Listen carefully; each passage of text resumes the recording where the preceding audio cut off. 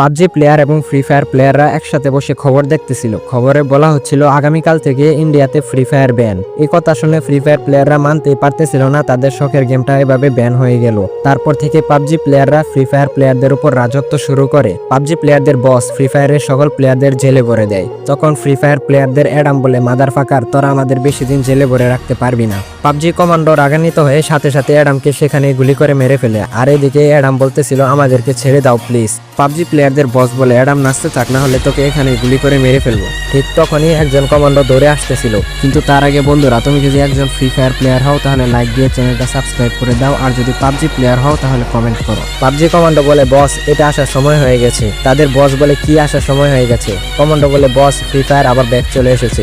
এই কথা শুনে পাবজি প্লেয়ারদের বসের পা থেকে যেন মাটি সরে যায়। পরবর্তী পার্ট খুবই ভয়ঙ্কর হতে চলেছে, তাই পার্ট 2 কমেন্ট করো।